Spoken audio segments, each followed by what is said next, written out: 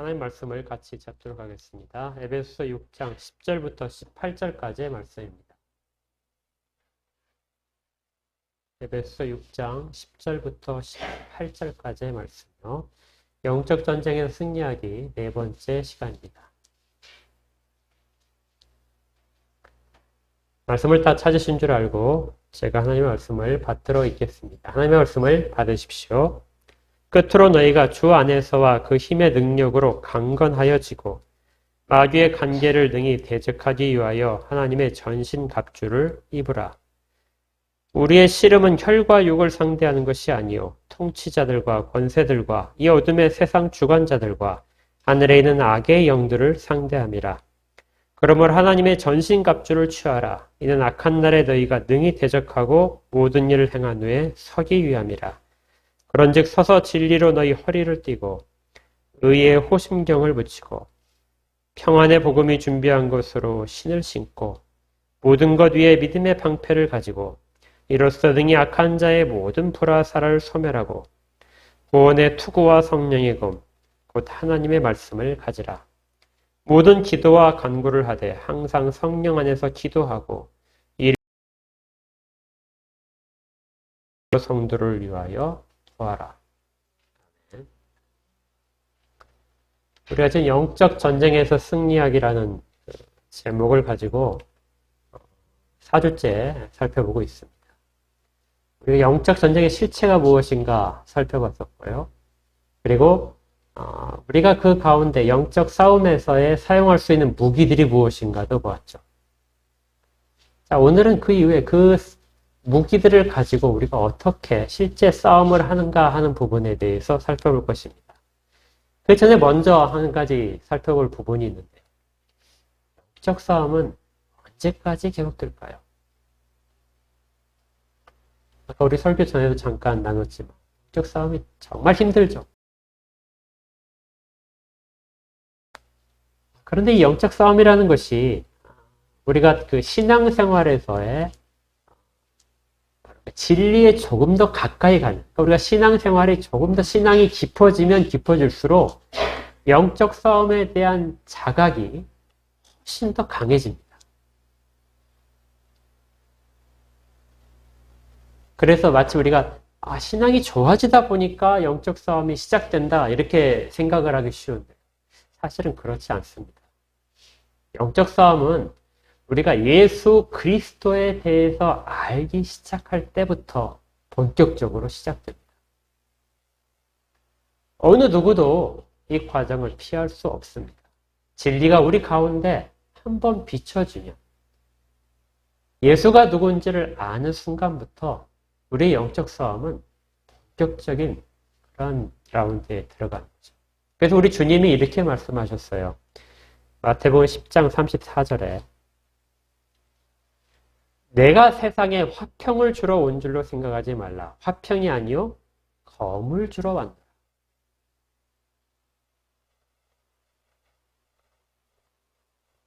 부모와 자식 간에도 화평이 아니라 검을 줄 수 있다는 겁니다. 부부 사이에서도 마찬가지고요. 직장에 좋은 동료 사이에서도 그리고 친구 사이에서도. 예수가 이 땅 가운데 오심으로부터 우리 사이에는, 우리 인간들 사이에서는 항상 영적 싸움이 항상 있었다는 것이죠. 예수를 믿는다는 것은 그래서 예수 믿으면 다 잘 돼. 이렇게 말하기에는 성경에서 말하는 내용은 조금 다른 것입니다. 실제로 냉정하게 말하면 예수를 믿는다는 것은 영적 싸움을 시작하겠다는 말과 같습니다.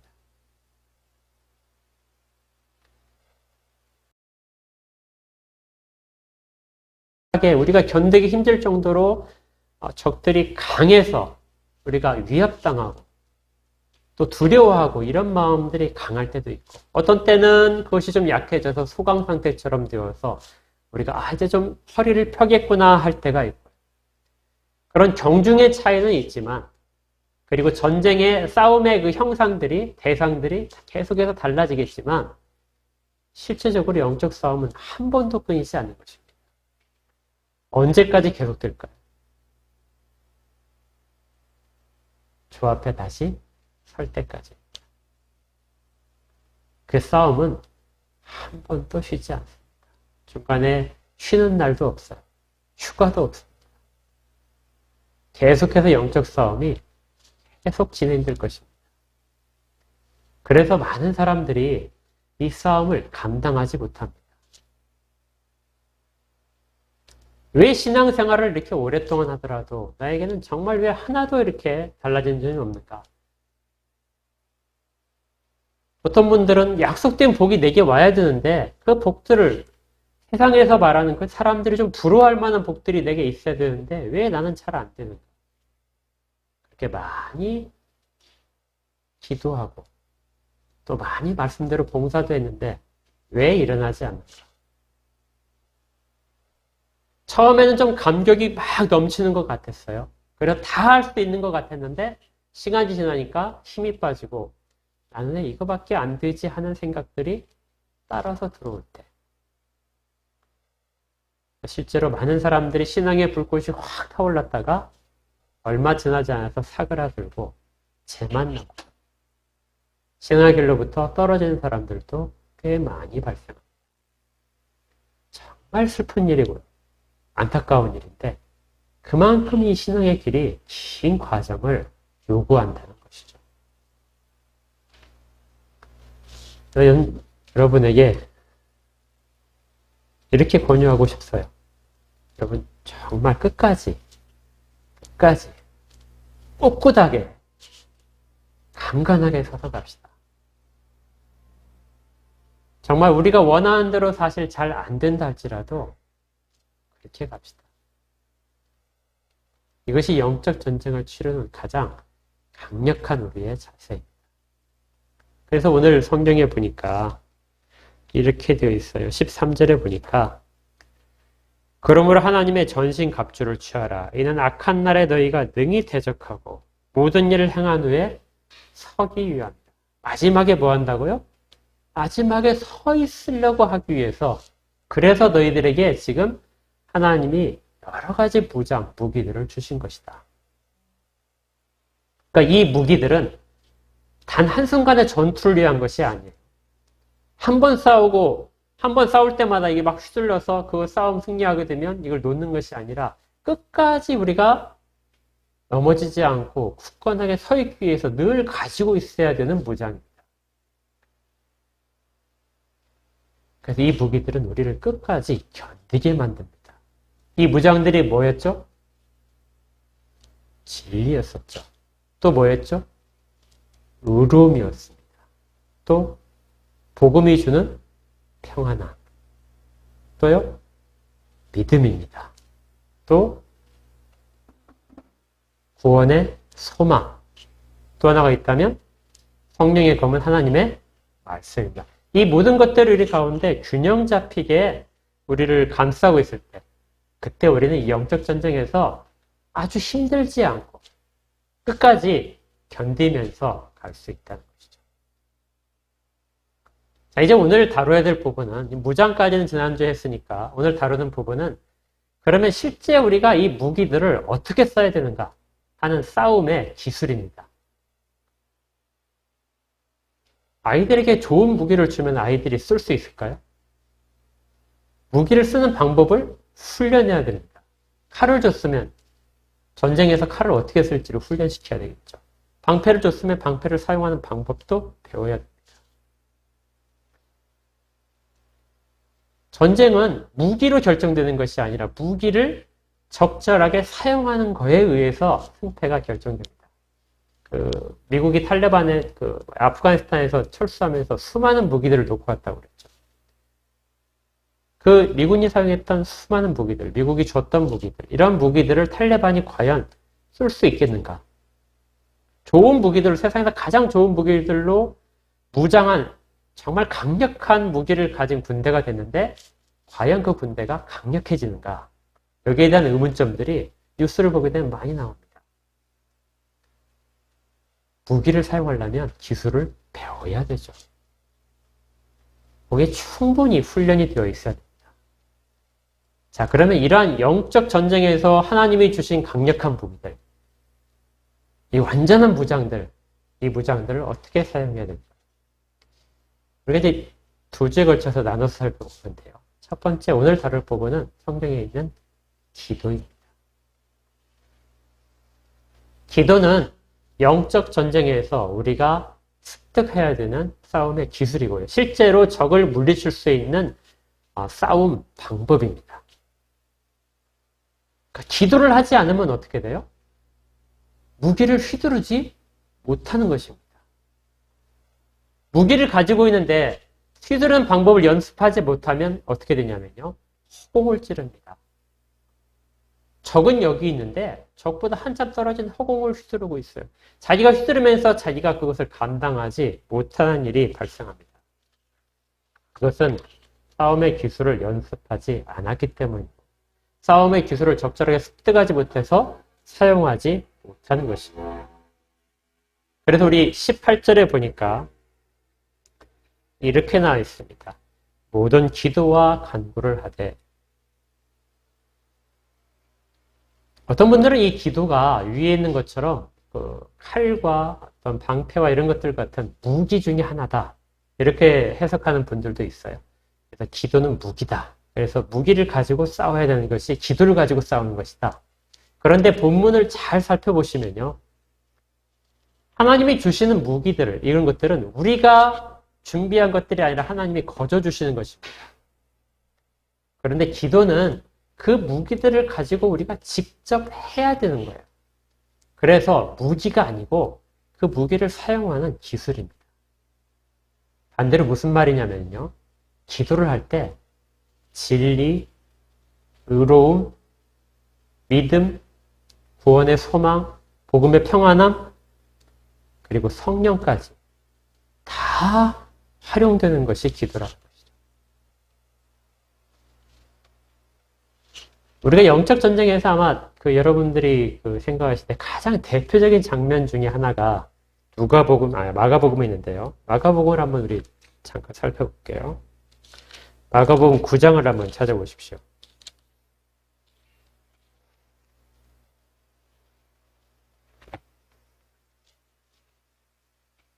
마가복음 9장에 보게 되면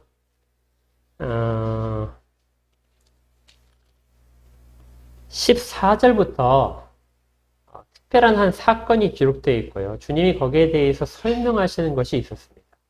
다른 때는 가르치시고 설명하셨는데 이 부분에서는 가르치신 것이 아니라 주님께서 하신 행동에 대해서 설명을 하신 거예요. 이런 사건이 있었습니다. 예수님이 제자들과 같이 가시다가 잠깐 떨어져 있는 상황이 있었어요. 제자들만 혼자 있었는데 이때 한 아버지가 아들을 데려왔습니다. 어린 아들을 데려와서 이 아들이 귀신이 들었습니다. 그 제자들에게 이 아이를 깨끗하게 해달라고 요청을 했습니다.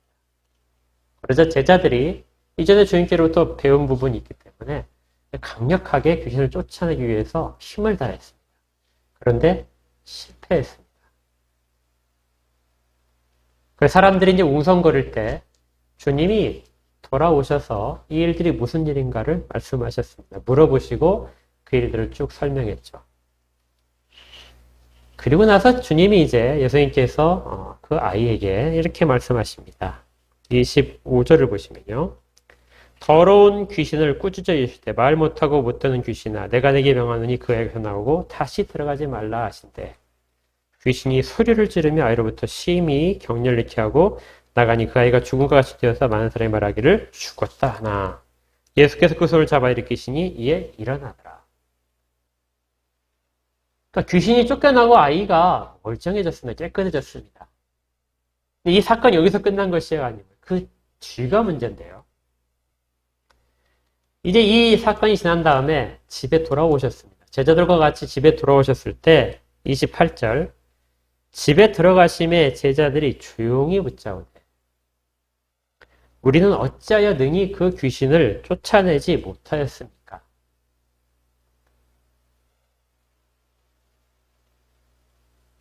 (29절) 이르시되 기도 외에 다른 곳으로는 이런 종류가 나갈 수 없느니라 하시니라. 그러니까 기도만이 이 영적 전쟁에서의 승리를 가져온 아주 강력한 기술이라는 것이죠. 방법이라는 것입니다. 기도 외에는 다른 것으로는 아무것도 가능하지 않다. 기도만이 가능하다. 그래서 이 영적 전쟁에서 기도를 정말 세게 하면, 그리고 능력 있는 기도를 하게 되면 귀신이 쫓겨난다. 이렇게 사람들이 많이 생각을 하고 또 그렇게 실제적으로 하고 있습니다. 그런데 주님이 말씀하신 이 부분은 과연 그걸 이야기할까요?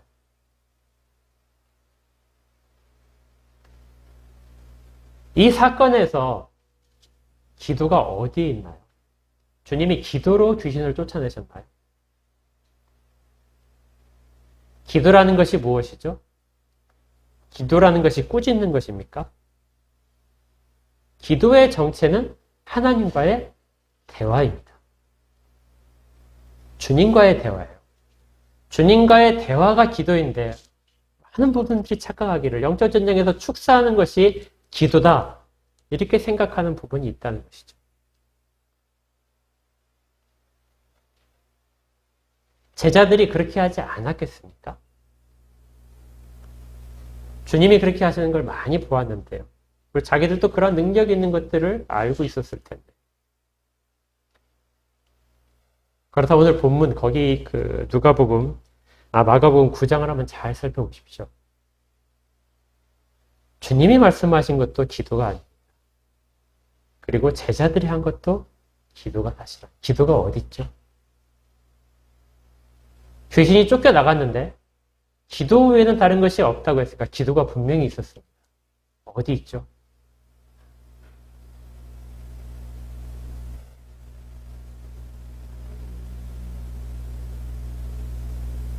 아버지가 주님에게 요청한 것입니다.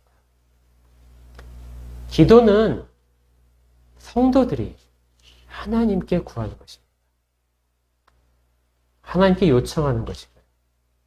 이 장면에 나와 있는 유일한 기도는 아버지가 주님께 구하는 것입니다. 그리고 그 주님은 그 아버지의 기도를 유도를 하셨어요.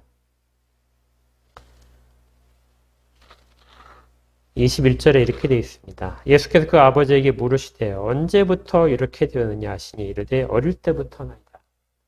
귀신이 그를 죽이려고 불과 물에 자주 던졌나이다. 그러나 무엇을 하실 수 있거든 우리를 불쌍히 여기사 도와주소서. 이게 사실 기도거든요. 주님이 하나님이시잖아요. 주님 앞에 우리가 구하잖아요. 그러니까 이렇게 기도를 하는 거면 이 장면 자체가 지금 기도에 요청하는 것이요. 예수께서 이르시되 할 수 있거든이 무슨 말이냐. 믿는 자에게는 능히 하지 못할 일이 없느니라 하시니. 우리가 기도할 때 이런 마음속에 일어나는 이런 하나님의 음성이 들릴 때가 있죠. 그렇죠? 이 장면은 실질적으로 일어난 장면을 나타냅니다. 24절 이 24절은 같이 읽어볼까요? 시작. 곧 그 아이의 아버지가 소리를 질러 이르되 내가 믿나이다. 나의 믿음 없음을 도와주소서 하더라. 이 사람은 주님 앞에 주님이 이 아이를 깨끗하게 해줄 수 있는 것, 귀신을 쫓아내고 아이를 깨끗하게 해줄 수 있다는 걸 내가 믿습니다. 그러니 그렇게 해주십시오. 아주 간절한 마음으로 그리고 굳건하게 신뢰하는 마음으로 주 앞에 큰 소리를 지르면서 말을 했습니다. 그리고 주님이 그 소원대로 이루어 주신 것이죠. 이곳에 있는 기도는 그것입니다. 우리에게 무슨 능력이 있어서 하나님이 주신 무슨 은사를 가지고 큰 은사와 능력 가지고 귀신을 쫓아내고 이런 것이 아니라 우리 모두가 할 수 있다는 것이죠. 모두가 할 수 있는데 무엇으로요? 기도로. 그게 어떤 기도입니까? 주께서 그 일을 하실 수 있습니다. 나를 위하여 주께서 그 일을 하실 수 있습니다. 그리고 나는 그것이 가능하다고 믿습니다. 제발 그렇게 해주십시오. 그러면 주님이 그렇게 하시겠다는 것입니다.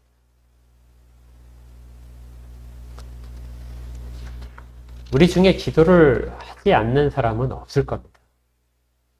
아침에 일어나자마자 기도하실 분도 있고요. 밤에 주무시기 전에 기도하시는 분도 있고, 또 시간을 정해서 정시 기도를 하시는 분도 있고, 또 집중적으로 기도를 하시는 분도 있습니다. 또 식사 기도라도 하시죠. 그때마다 우리가 다 기도를 합니다. 근데 이러한 기도들이 계속해서 반복되는데도 불구하고 우리 가운데 영적 전쟁을 치르는 데 있어서 도움이 되지 못하는 경우가 대반입니다. 특히 현대인으로 올수록 이 기도의 이야기들이 자꾸 약해진다고 그럽니다. 과거에는 우리 한국도 기도가 굉장히 강했습니다. 많은 것들을 저 앞에 정말 절실하게 내놓고 기도한 적이 있을 거예요.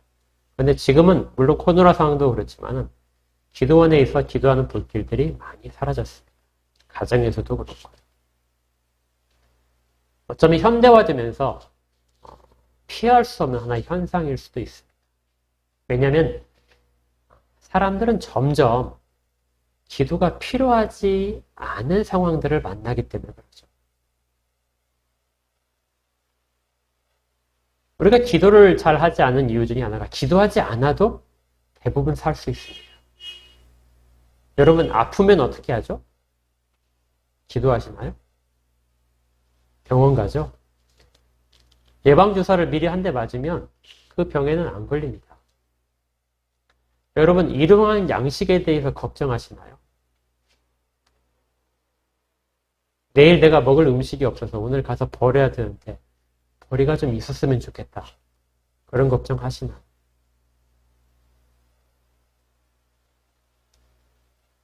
과거에 정말 눈물나게 하나님 앞에 매달려서 간절히 구해야 했던 것들이 실제는 지금 현재는 기도의 필요성이 사라졌습니다. 여러분 주기도문 아시잖아요. 주기도문 가운데 뭐가 있었죠? 우리에게 일용할 양식을 주옵시고. 근데 지금 일용할 양식 구하는 사람 있습니까? 아무도 없어요. 그래서 이 구절을 생각하기를 일용할 양식이 아니라 우리 일상생활에서 평소에 일어나는 모든 일들에 대한 도우심으로 그렇게 완화시켜서 우리가 알고 있죠. 그런데 이 주기도문을 처음에 가르치셨을 때는 그들은 실제로 하루를 벌어서 하루는 사는 사람들이 엄청나게 많았던 것입니다. 올 한 해 농사를 망치면 굶어 죽어야 되는 상황들이 기다리는 그런 상황이었던 거죠. 상황이 많이 달라졌습니다. 그래서 기도를 하지 않고도 사람들은 충분히 살아갈 수 있다고 생각합니다. 그 정도는 다 할 수 있다는 거죠. 근데 사실 이것보다 기도가 약해진 가장 큰 이유가 있는데요. 그것이 뭐냐면 하나님이 우리 현재 가운데 들어와 있지 않기 때문입니다. 이걸 하나님의 현실성이라고 신학적으로 말을 하는 거예요. 하나님이 있다는 건 내가 알겠다. 그런데 그 하나님이 나의 삶의 현재, 지금 내 삶에 개입하고 있는 현재라는 것을 잘 깨닫지 못한다는 것입니다. 그러면 하나님 앞에 구할 이유가 없습니다. 구할 대상이 되지 못하는 것이죠. 하나님은 저 멀리 계시고 나의 삶 가운데는 크게 관여하지 않으시고 나는 그런데 일상을 살아가야 되고 그래서 하나님과 관계없이 세상을 살아가는 것이 하나님이 없는 현실성입니다. 그러니 하나님께 기도한다는 것은 의미가 없는 것이죠. 혹시 기도를 한다 할지라도 허공에 대고 하는 것이지 하나님께 하는 것이 아닙니다. 하나님께 상달되는 기도가 될 수 없는 것이죠.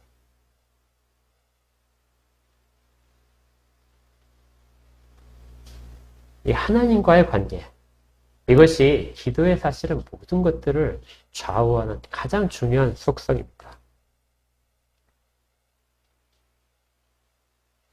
기도 가운데서 우리가 가장 대표적으로 알 수 있는 것이 주기도문이죠. 주님께서 알려주신 그 기도. 누가복음과 마태복음에 두 군데 나오는데 누가복음을 한번 잠깐 보십시오. 누가복음 11장을 보시면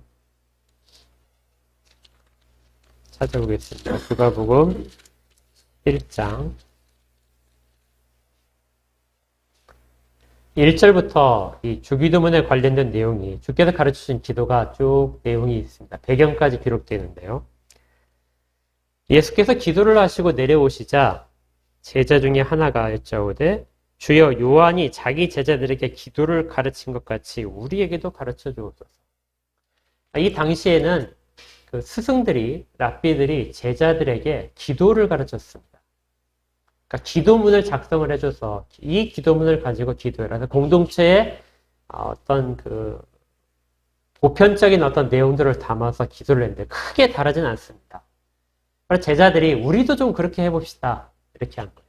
이 기도문은 유대인들 사이에는 엄청나게 많았어요. 그 기도문 중에서 나중에 정말 이것은 후대까지 꼭 남겨야 되겠다 하는 그런 기도문들을 뽑아놓은 것이 바로 시편입니다. 그래서 시편의 150편의 시는 그 수많은 기도문들 중에서 수만 편 중에서 뽑아서 편집을 한 것이죠. 누구나가 다 그걸 읽고 하나님을 느낄 수 있도록, 그리고 성전에서도 그걸 가지고 찬양하도록. 그런데 이렇게 기록된 거 말고도 수많은 기도문이 있는데 이 제자들이 주님께서 가르치는 기도문이라면 훨씬 더 유익할 것이다 하는 생각을 가지고 요청을 했습니다. 그러자 2절에 그렇다면 이렇게 기도하면 된다 하고 기도의 모범을 알려주셨어요. 그것이 뭐냐면 너희는 기도할 때 이렇게 하라. 아버지여 이름이 거룩히 여김을 받으시오며 나라가 임하옵시며.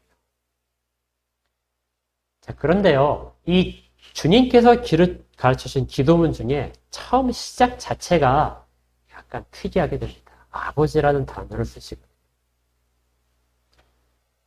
물론 시편에서 보더라도 다윗이 정말 드물게 하나님께 아버지라는 표현을 쓰긴 했습니다. 그렇지만 구약에서는 일반적으로 하나님을 아버지라고 부르는 것이 너무 힘든 상황이었어요. 그런데 신약에 가게 되면 이 이야기가 정말 풍성해집니다. 왜냐하면 주님께서 성부 하나님에 대해서 아버지라고 부르셨거든요. 내 아버지다 하고 그렇게 해서 계속해서 제자들을 가르치셨습니다. 그런데 거기에서 그치지 않으시고 주님은 제자들에게 말씀하십니다. 아버지라고 불러라. 하나님을 이제부터 아버지라고 불러라.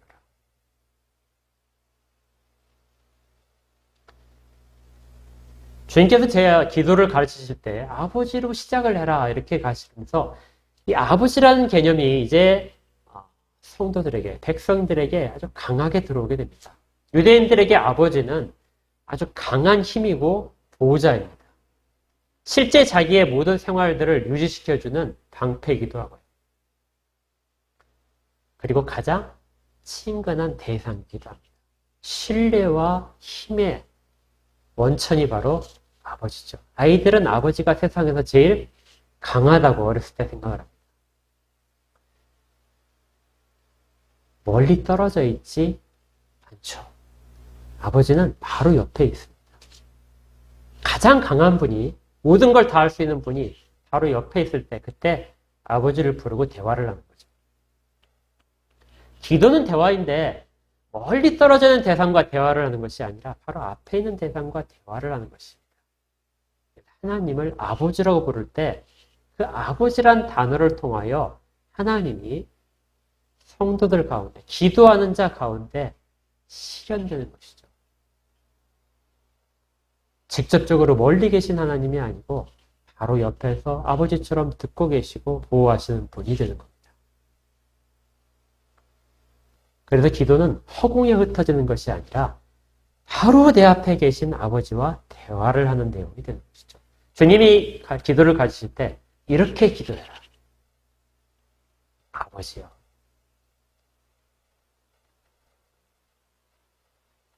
그러니 그 대화 내용이 얼마나 깊어지겠습니까?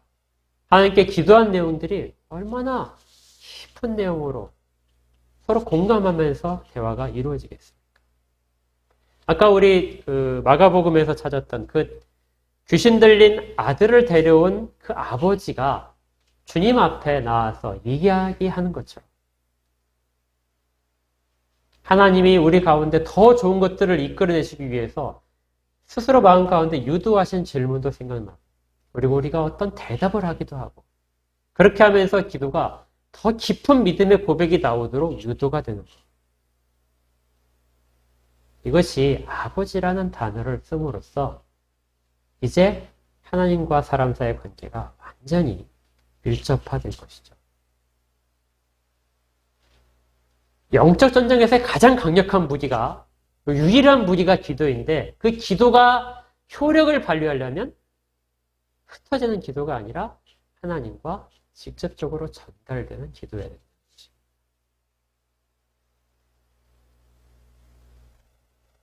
우리가 기도할 때 가장 중요한, 정말 시작 부분에서 있어야 될 부분이 바로 이것입니다. 멀리 계시지 않은 분. 우리의 작은 신음에도 귀를 기울이시는 분. 다윗의 시편들이 왜 그렇게 절실하게 느껴지냐면 다윗이 그만큼 하나님과 가까이 있었기 때문이죠. 그런데 이 똑같은 기도를 가르쳐 주시는 기록이지만 누가복음에서는 아버지라고 되어 있는데요. 그런데 마태복음 6장에 가게 되면 여기에 수식어구가 더 붙습니다. 뭐라고 붙죠? 하늘에 계신 우리 아버지라고 붙게 됩니다. 그래서 우리가 성경의 제일 앞부분에 있는 그 주기도문에 대한 것도 사실은 마태복음에서 온 것이죠. 단순히 아버지가 아니라 마태복음에서는 하늘에 계신 우리 아버지라는 표현을 씁니다. 유대인들에게 하늘이라는 표현은 변하지 않은 영속성입니다. 그리고 이 땅의 세속적인 것으로부터 초월한 상태를 말합니다. 그러니까 하나님은 하늘에 계시다 할 때는 하나님은 초월성이고 전능하시고 하는 부분에 대한 상징이 하늘에 있죠. 그런데 그 하나님의 초월성과 아버지라고 부르면서, 그것도 우리 아버지라고 부르면서 발생하는 현실성, 이것이 같이 있는 것이 마태복음에는, 그리고 우리가 주기도문으로서 거의 매일 하는 하늘에 계신 우리 아버지라는 뜻입니다. 이 말은 그 관계가 앞으로도 영원히 변하지 않을 것이라는 것을 얘기하죠. 우리가 실족하더라도, 우리가 하나님을 조금 떠난 듯 싶다 할지라도, 하나님을 잘 찾지 않을 때라 할지라도 영속성은 우리에게 있는 것이 아니라 하나님께 있기 때문에 하나님은 변하시지 않기 때문에, 그리고 나를 아버지라고 하셨기 때문에 그 일이 여전히 유효하다는 것이죠. 이것을 어떤 신학자는 궁극의 형실성이다 이렇게. 이게 무슨 말이냐면요, 사람들은 자기의 정체성을 어디에서 찾냐면요, 자기가 가진 소유물에서 많이 찾습니다. 내가 많이 가지면 나의 정체성이 뚜렷해진다고 그랬죠. 내가 사람들과 많이 관계를 맺으면 그 관계 속에서 나의 정체성이 뚜렷해진다. 호랑이는 죽어서 가죽을 남기고 사람은 죽어서 이름을 남깁니다. 내 이름이 뚜렷해질수록 나의 정체성도 더 뚜렷해진다고 생각을 합니다. 그런데요, 아무리 재물과 육체를 자랑한다 할지라도 이것들은 시간이 지나면 쇠약해집니다. 그리고 바위에 이름을 새겨도 시간이 지나면 지워집니다. 그런데 하나님은 변하지 않으십니다. 그래서 우리가 영속적으로 가질 수 있는 유일한 나의 현재성, 나의 정체성은 하나님과의 관계 속에 있는 것이죠.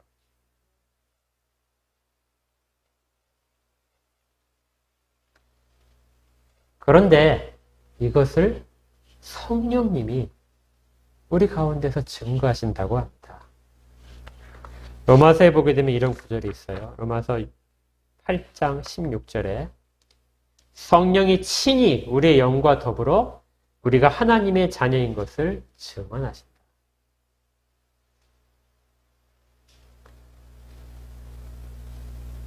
성령이 하시는 일이 우리 가운데, 아까 우리가 성령의 검이라는 강력한 무기를 갖고 있잖아요. 근데 그 강력한 무기가 우리 가운데, 기도 가운데 어떻게 적용이 되냐면 너는 하나님의 자녀야 하고 일깨워 주신다니까요.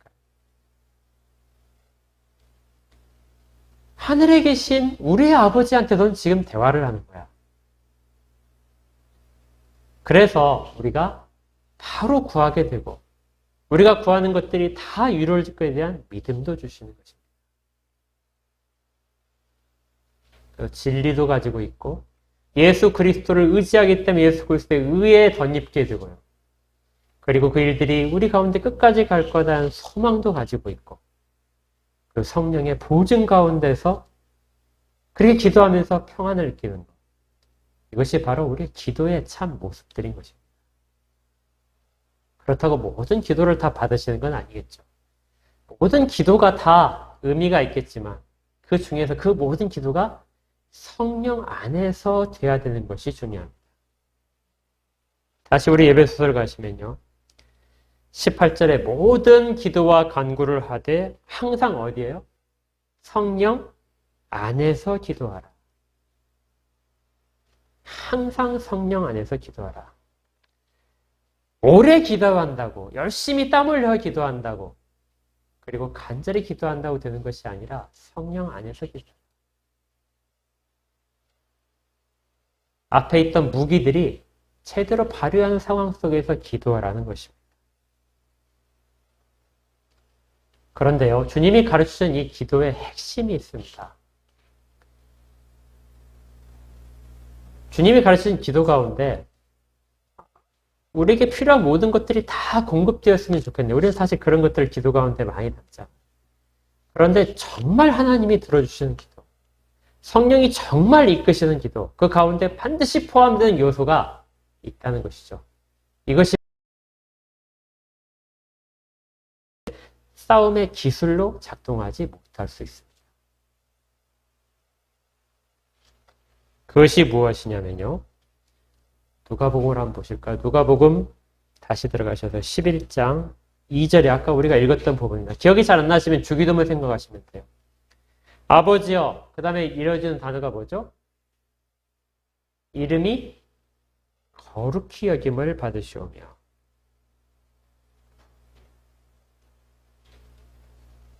뭐라고 돼 있죠?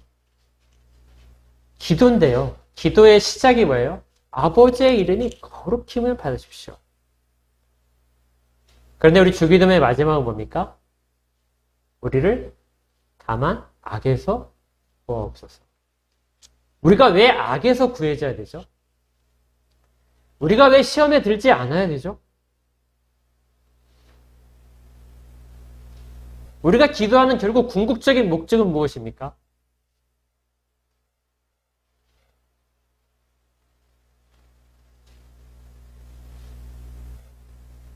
왜 우리가 물질 문제로 기도하죠? 왜 우리가 건강 때문에 기도합니까? 왜 우리가 자녀 때문에, 직업 때문에 기도하죠?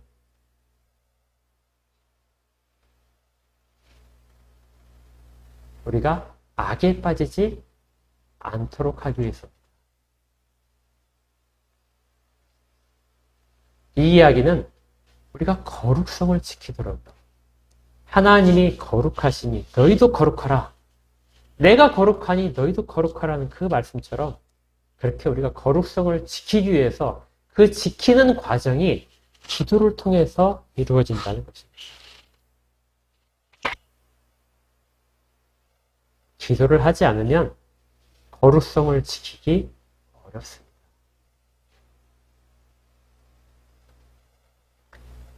그래서 기도는 하나님의 거룩성에서 시작을 해서 우리를 거룩하게 해주시다. 우리를 거룩하게 해주십시오 하는 기도가 담겨 있을 때 그것이 가장 사탄이 두려워하는 기도가 됩니다. 그걸 사탄이 막아낼 수가 없는 것이죠. 이 모든 것들을 가장 잘 보여주는 기도가 있습니다. 성경 한 군데 더 찾아볼게요. 요한복음 보시면요. 요한복음 17장입니다. 아마 우리가 그 하나님의 현재성, 하나님이 아버지가 되시고 내가 아버지라고 부르면서 기도하는 모든 내용들, 그런 내용들에 우리가 정말 모범적으로 참고해야 될 기도가 있다면 그 하나님과의 관계가 가장 돈독했던, 떨어지지 않는 우리 주님이겠죠. 주님이 기도하셨던 장면들이 우리가 전국적으로 바라봐야 될 기도의 모든 모습들을 갖고 있습니다. 요한복음 17장에 주님께서 마지막에 이제 기도를 하시는 장면이 나오는데요. 다 읽지 못하면 여러분이 자주 읽어보십시오. 그러다 주님께서 이런 기도 내용들을 아르십니다. 아버지께 14절입니다. 내가 아버지의 말씀을 그들에게 주었사오매 세상이 그들을 미워하였사오니 이는 내가 세상에 속하지 아니함 같이 그들도 세상에 속하지 아니함으로 인함이니이다. 주님께서 말씀을 주시자 그때부터 비로소 그들은 괴로운 가운데 영적 전쟁을 치르고 있습니다 하는 표현입니다. 내가 비옵는 것은 그들을 세상에서 데려가시기를 위함이 아닙니다. 영적 전쟁에서 피하도록 만드는 것이 아니고 다만 악에 빠지지 않게 보존하시기를 위함입니다. 주님은 영적 전쟁을 치르는 모든 자들이 악에 빠지지 않고 그 거룩성을 유지하도록 그렇게 성부께 구합니다. 내가 세상에 속하지 아니함 같이 그들도 세상에 속하지 아니하였사옵나이다. 17절을 같이 읽어볼까요? 시작. 그들을 진리로 거룩하게 하옵소서. 아버지의 말씀은 진리이나이다. 19절도 읽어보겠습니다. 시작. 또 그들을 위하여 내가 나를 거룩하게 하오니 이는 그들도 진리로 거룩함을 얻게 하려 함이니이다. 진리로 거룩함을 얻게 하는 것. 예수 그리스도가 그들 가운데 오신 이유는 그들을 거룩하게 하기 위해서 오신 것이고 그 거룩함을 유지하도록 성부 하나님께서 그들을 악에 빠지지 않도록 보존하시기를 구합니다. 주님께서 가르치는 기도는 사실 이 내용들을 우리가 계속해서 소망하도록 우리를 이끌어가는 것이죠. 그렇게 직접적으로 본을 보이시고 우리도 그걸 그대로 따라서 계속해서 지금도 우리가 하고 있는 것입니다. 그것이 주님이 가르치신 기도가 되는 것이고 하나님이 거룩하신데 우리도 거룩하기를 소원합니다. 그래서 물질을 구하면서도 그 물질을 구하는 것이 하나님의 거룩한 가운데 내가 물질 때문에 시험받아서 쓰러지지 않도록 거룩함을 지켜야 하는데 해로운 일이 일어나지 않도록 그 물질 가운데 궁핍함이 없도록 기도하는 것이고 육체 가운데에서 내가 육체가 약해서 거룩함에 저해가 되지 않도록 그렇게 구하는 것이고 지식이 없어서 하나님을 알지 못하는 일이 발생하지 않도록 지식과 지혜를 구하는 것입니다. 그럴 때 영적 싸움이 우리 가운데 승리로 우리를 이끌어가는 것이죠.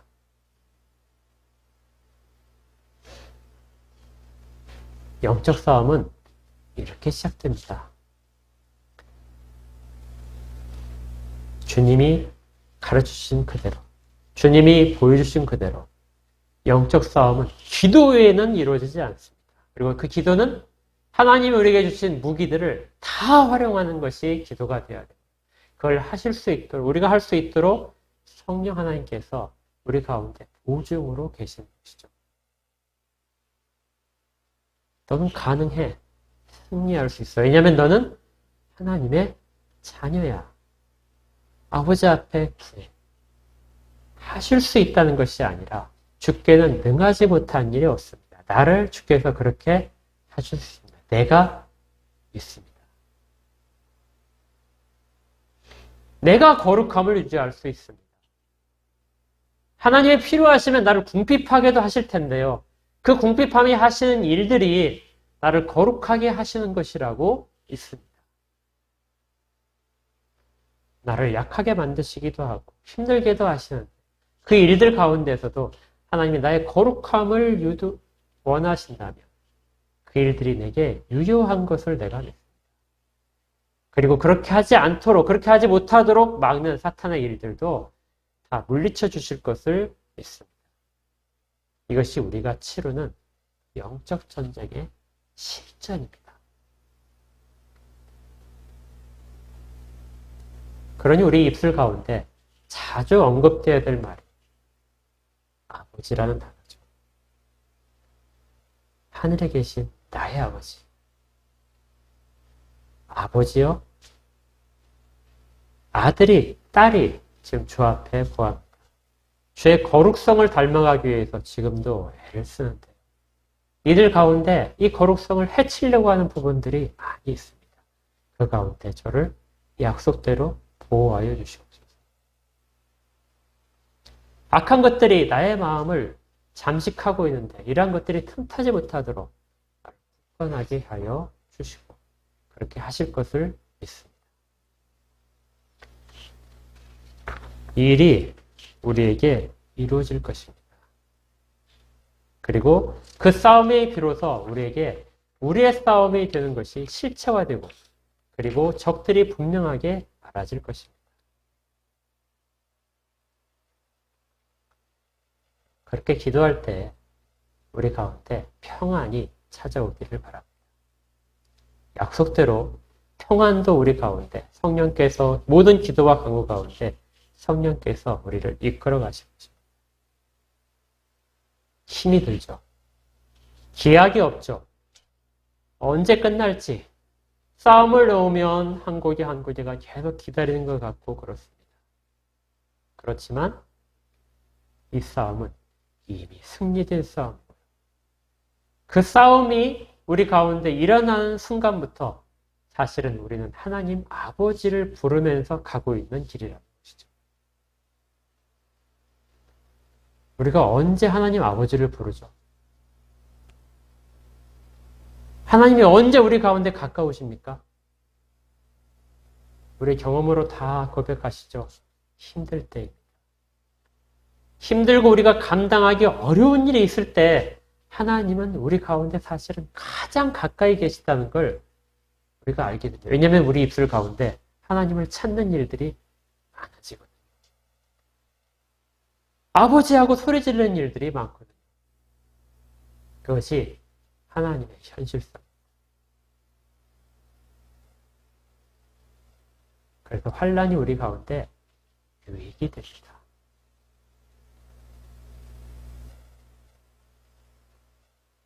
기도를 계속하십시오. 기도를 깊이 하십시오. 그리고 하나님이 주신 방법대로 하십시오. 그러면 우리는 모두가 다 승리할 것입니다.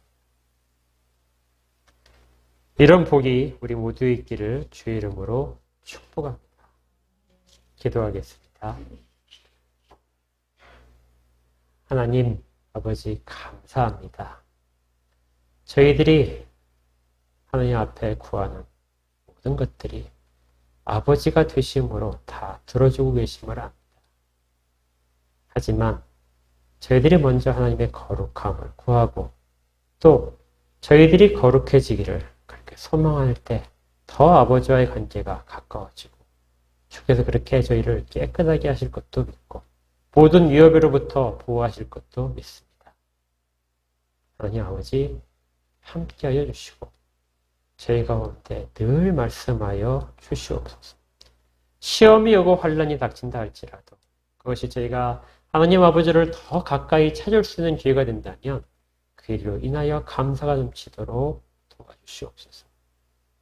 구하는 모든 자들에게 가장 좋은 것으로 주시는 아버지 하나님의 은혜를 찬양합니다.